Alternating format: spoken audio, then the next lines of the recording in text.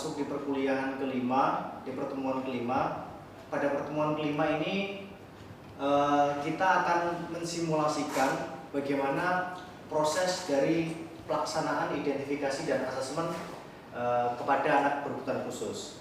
Nah, dari pertemuan kemarin kita sudah membagi tugas pada kalian bahwasanya di kelas ini membentuk kelompok. Di setiap kelompok mendapatkan tugasnya masing-masing untuk mendeskripsikan dan membuat rincian rancangan kegiatan identifikasi dan asesmen pada beberapa jenis anak berkebutuhan khusus.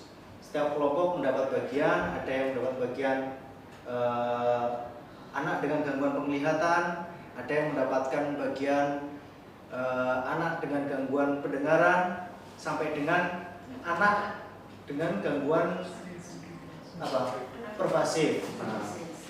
Nah, pada pertemuan kali ini nanti kita akan memulai mensimulasikan proses identifikasi dan asesmen yang diperagakan oleh kelompok pertama dan kedua. Mungkin nanti kelompok pertama dimulai dari kelompok dengan gangguan penglihatan ya, dengan gangguan penglihatan. Nah, sebenarnya kegiatan simulasi ini adalah melatih kalian untuk memperagakan atau mempraktekkan proses atau kegiatan dari identifikasi dan asesmen secara langsung. Nah, dari ini nanti mungkin kelompok 1 selaku kelompok yang bertugas untuk melakukan proses identifikasi dan asesmen untuk anak dengan gangguan penglihatan. Nah, teman yang lain mungkin nanti membantu sebagai yang satu sebagai asisten, yang satunya sebagai wali murid. Nah, nanti dari dua orang pada satu kelompok ini nanti akan bertugas menjadi seorang praktisi yang melakukan identifikasi dan asesmen, dan yang satunya lagi berperan sebagai peserta didik yang mengalami gangguan penglihatan. Nah, tujuannya dari kegiatan ini nanti teman-teman dapat memperagakan secara langsung bagaimana melakukan identifikasi dan asesmen dengan perangkat yang sudah disediakan. Nah, harapannya ke depan nanti kalian sudah bisa mempraktikkan secara langsung. Jadi tidak menggunakan peran bantuan teman, tapi nanti kalian akan mempraktikkan dengan melakukan identifikasi dan asesmen pada anak berkebutuhan khusus secara langsung di lapangan. Nah, harapannya nanti kalian memang benar-benar bisa menyiapkan perangkat-perangkat yang digunakan untuk proses identifikasi di setiap untuk tiap jenis anak berkebutuhan khusus.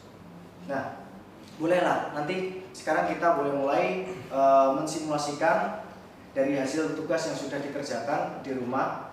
Dimulai dari kelompok pertama, boleh dibantu mungkin Mbak Dinda nanti membantu jadi asistennya dari praktisi. Nanti tolong, karena teman kita mengalami gangguan penglihatan, jadi kamu tolong dibantu apa yang perlu disiapkan dalam proses identifikasi dan asesmen. Nanti Bu Lestari juga membantu, mungkin berperan sebagai wali murid. Nah, nanti untuk membantu menjawab pertanyaan yang diutarakan oleh praktisi tadi dalam proses identifikasi dan asesmen. Baik, Mbak Dinda, monggo disiapkan bangkunya. Mungkin boleh pakai bangku depan sini ya. Ini kelompok 1 akan akan mensimulasikan bagaimana proses identifikasi dan asesmen. Nah, bagi kalian yang sedang tidak mensimulasikan, mohon diperhatikan bagaimana proses identifikasi dan asesmen yang dilakukan untuk anak dengan gangguan penglihatan. Mengapa demikian? Karena setiap kelompok mendapatkan tugas masing-masing, di mana tugas itu akan berbeda antara kelompok 1 dengan yang lain. Dan bagi yang sudah mendapatkan satu jenis anak berkebutuhan khusus, maka kalian tidak akan mensimulasikan jenis anak berkebutuhan khusus yang lain. Sehingga dari proses ini saya harapkan kalian memperhatikan dengan baik agar kalian memahami bagaimana proses identifikasi dan asesmen pada anak tunanetra. Nah, nanti juga selama proses ini silakan mencoba dipahami. Nanti jika mendapatkan suatu hal yang kurang dipahami bagaimana tentang pelaksanaan proses identifikasi dan asesmen, nanti silakan ditanyakan secara langsung setelah saya akan mereview bagaimana penampilan dari kelompok 1. Baik, kelompok 1 boleh dimulai. Mbak Iren, Iya. kita kedatangan murid baru hari ini. Oh ya? Iya. Oh, kedatangan murid baru. Nama muridnya siapa? Muridnya cewek jelas. Coba cewek. Cantik Yang banget. mana muridnya? Ini di depan Mbak. Nah, Kenalan dulu. halo. Iya. Selamat siang. Siang Bu. Iya, namanya siapa, Dek? Agnes Bu. No, namanya Agnes. Agnes umur berapa? Umurnya berapa nih umurnya sih? 10 tahun. Oh, umurnya 10 Bu. Umurnya 10 tahun. Agnes sudah pernah sekolah atau belum? Sudah. Oh, sudah. Agnes kelas berapa sekarang?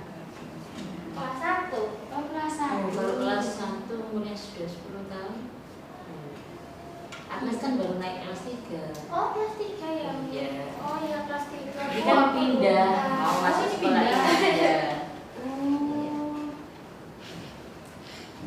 Agnes mau sekolah sini, Mbak Iren. Oh iya. Ya, jadi kan hari ini baru datang ke sekolah ini, ya. Iya. Ya. Dulu waktu di sekolah yang pertama, Agnes sudah pernah diajari apa saja?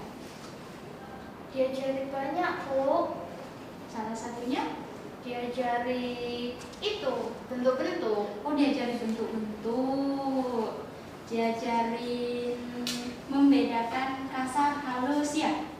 Iya, Sudah bisa belum? masih bingung Bu. Oh masih bingung.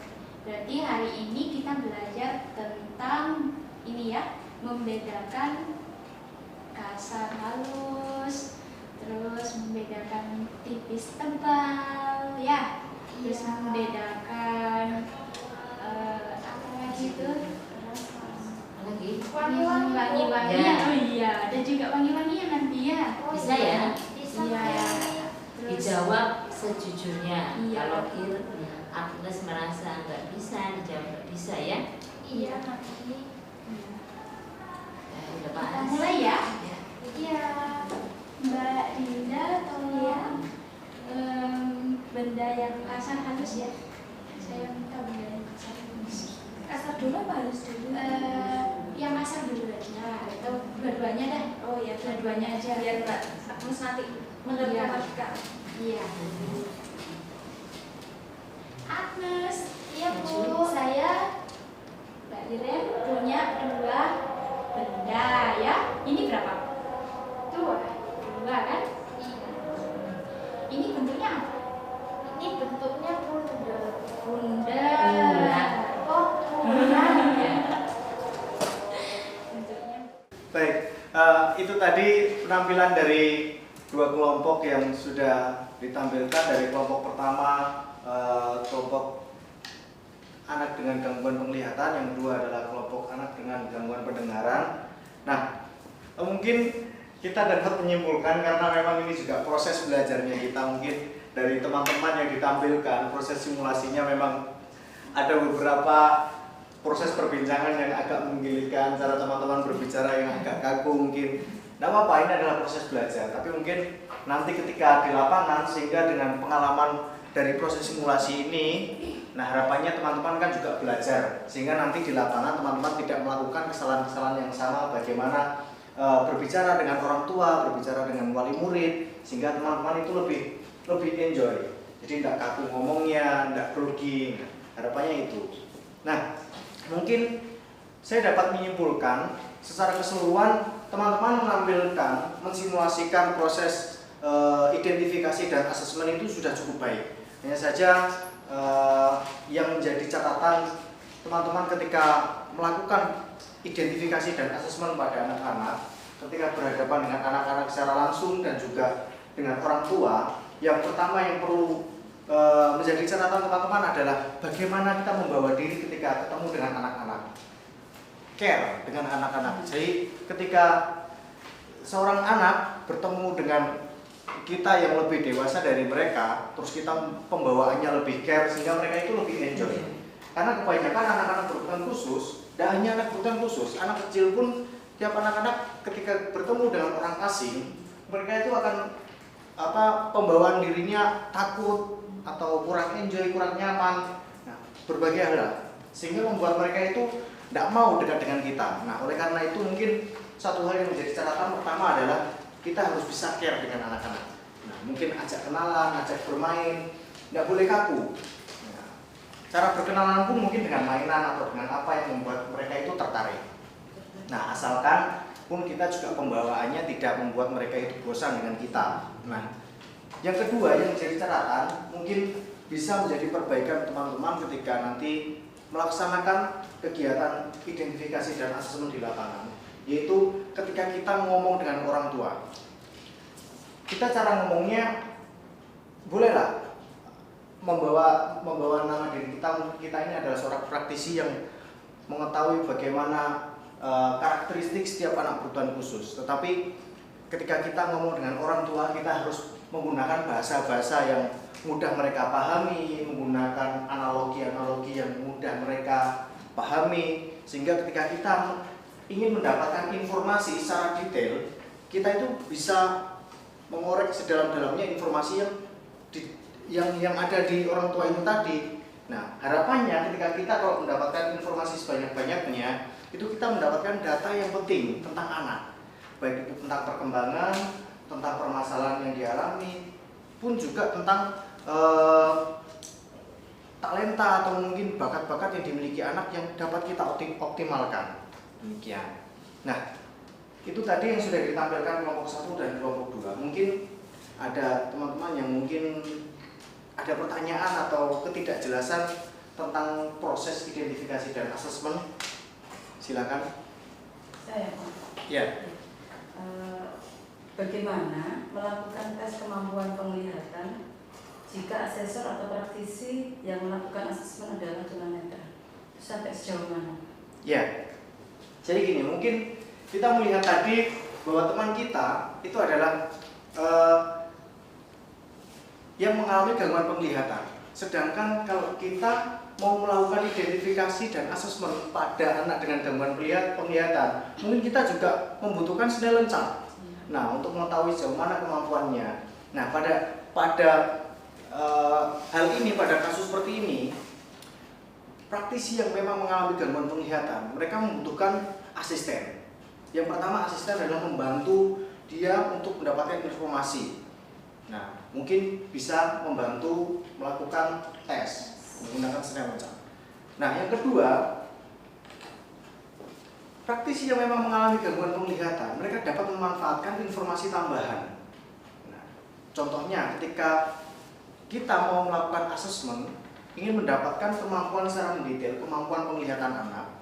Jika anak ini mengalami gangguan penglihatan pada kategori low vision, nah ingin tahu sejauh mana kemampuan penglihatannya, kita membutuhkan bantuan tenaga ahli lain, contoh medis.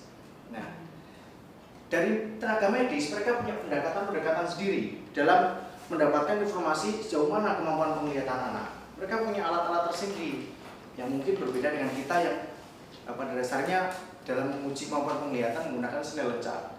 Nah, ada alat-alat tersendiri yang digunakan oleh medis sehingga mendapatkan informasi yang lebih akurat lagi. Nah, demikian. Jadi tidak bisa kita melepaskan teman-teman praktisi itu berdiri sendiri terus melakukan identifikasi dan asesmen.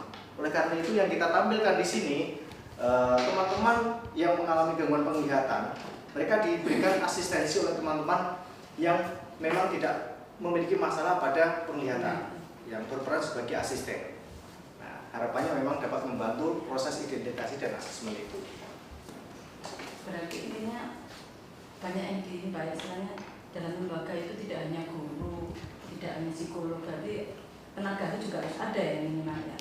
Betul. Setidaknya bukan berarti semua tenaga ahli itu harus ada di sekolah, tidak. Tetapi kita selaku guru atau selaku praktisi, kita harus mampu berkoordinasi dan juga berperan aktif lah dalam proses identifikasi dan asesmen itu tadi. Kita harus mampu mengelingkan antara orang tua dengan guru, dengan mungkin terapis atau mungkin dokter. Nah, demikian. Sehingga peran penting semua ahli itu terlibat, nggak hanya kita. Jadi informasi yang didapat valid. Lebih valid, lebih akurat. Baik, saya rasa cukup dari pertemuan hari ini. Mungkin ini juga dapat menjadi catatan untuk pertemuan minggu depan. Untuk pertemuan minggu depan berarti yang tampil adalah kelompok anak gangguan intelijensi dan juga apa? Iya, anak dengan autisme. Baik, saya akhiri pertemuan hari ini. Saya rasa cukup. Semoga dapat bermanfaat. Wassalamualaikum warahmatullahi wabarakatuh. Waalaikumsalam.